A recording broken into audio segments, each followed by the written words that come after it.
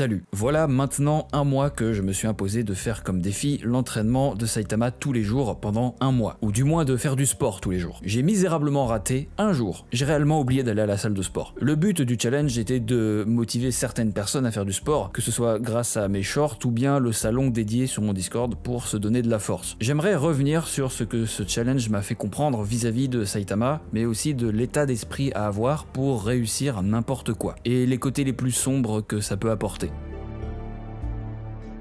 Saitama a voulu un changement dans sa vie, devenir le héros le plus fort du monde et anéantir ses adversaires en un coup, ça tout le monde le sait. Pour y parvenir, il s'est mis en tête de faire 100 pompes, sans abdos, sans squat, 10 km de course par jour et une banane. Comme le dit Genos, il s'agit d'un entraînement ultra basique que n'importe quel pecno peut faire, mais si c'était si facile, tout le monde le ferait, pas vrai? Dans One Punch Man, quand tu es obsédé par quelque chose, il se crée une sorte de mutation, positive ou négative, en fonction de tes émotions du moment. Bien que l'entraînement soit effectivement facile, il s'agit de la limite de ce que Saitama est capable de faire. Chaque jour, il crache du sang, repousse ses limites, désire un changement. Prenons l'exemple de Super Black Brilliant. Il a commencé à soulever de la fonte à 15 ans et son corps s'est transformé en forteresse impénétrable au fil du temps. Alors pourquoi il n'est pas capable de One Punch tout le monde? Son entraînement est bien plus intense que celui de Saitama. Eh bien, ce n'était pas son objectif, tout simplement. Il voulait juste devenir ultra balèze. Saitama, lui, voulait devenir le plus puissant des super-héros. On peut retranscrire ça dans la vie réelle. Après tout, One Punch Man traite de vrais sujets comme la dépression, ce que Saitama est en train de vivre en ce moment. Notre vie ne nous convient pas, puis quelque chose se passe, un déclic nous fait agir et on se dirige lentement mais sûrement vers une meilleure version de nous-mêmes. Mais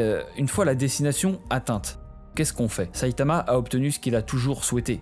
Et alors, il retombe petit à petit dans sa vie d'avant, comme si rien n'avait changé. Sa quête de puissance a été récompensée par encore plus de solitude. Pour reprendre l'exemple de faire du sport tous les jours comme je l'ai fait, si tu n'as pas de but derrière, il y a de fortes chances que tu ne trouves aucune satisfaction à le faire. Je l'ai fait en tant que challenge, mais je savais pertinemment que ça n'allait presque rien m'apporter. Je n'ai pas dépassé mes limites. Il y a quelques années, ça m'aurait énormément servi, car je ne connaissais pas encore mes limites et je n'avais pas encore fait grand chose de ma vie. Mais maintenant c'est différent. Il faudrait que je cours un semi-marathon par semaine pour sentir une différence. Et une fois arrivé au bout de notre quête, il ne faut pas se laisser aller dans notre confort et notre complaisance. Il faut toujours aller chercher plus loin, soulever de plus en plus de poids comme Super Black Brilliant, aider de plus en plus de gens comme Mumen Rider. Pour Saitama, c'est un peu différent car il ne peut plus progresser physiquement, sauf contre Garou, littéralement une copie de lui-même, ce qui veut dire qu'il n'y a que lui pour lui donner un challenge et personne d'autre. Heureusement, nous ne sommes pas pareils, on peut rentrer en compétition avec à peu près n'importe qui. Il y a donc toujours une bonne raison pour se dépasser, pas juste nous-mêmes. Mais comme King le dit, tu te plains de t'ennuyer mais tu ne fais aucun effort pour y remédier. Tu ne deviens pas un héros en restant planté là à rien faire. Il faut travailler dur. Saitama aurait pu devenir un monstre si ce jour-là il n'avait pas rencontré Krabotor. Alors toi aussi, trouve tes limites. Essaye l'entraînement de Saitama par exemple. Si c'est trop facile, augmente progressivement la difficulté ou fais autre chose de plus difficile. Admettons que Saitama ait loupé un seul jour d'entraînement comme moi. Est-ce que ça aurait été si grave que ça? Super Black Brilliant a probablement pris des jours de repos, surtout au début quand il était chétif, mais il est quand même parvenu à son objectif. La clé pour être consistant n'est pas de faire une bonne habitude tous les jours, mais le plus possible. Tu vas te sentir mal de ne pas avoir fait du sport pendant un jour ou de pas avoir lu 10 pages d'un livre alors que tu t'étais promis de le faire,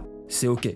C'est pas la mort. Se blâmer juste pour ça va te décourager. Aujourd'hui, je suis en forme physiquement, mais si j'avais fait ce challenge il y a 5 ans, j'aurais probablement raté 6, 7, 8 jours, mais c'est pas grave. Du moment qu'on voit une évolution et qu'on arrive à notre but, c'est le principal. Il faut trouver le juste équilibre entre douleur et plaisir. Quelque chose de trop dur te fera abandonner, alors que quelque chose de trop simple ne te fera plus progresser et tu finiras par te lasser. Et donc, abandonner. Se donner des défis, être en compétition, surmonter ses peurs, Saitama l'a fait, mais en a payé le prix. On n'est pas obligé de subir le même sort que lui. On ne sera peut-être jamais capable de détruire des montagnes à main nue, mais si ça permet d'apprécier les petites choses simples de la vie et d'aller de l'avant, alors ça me va.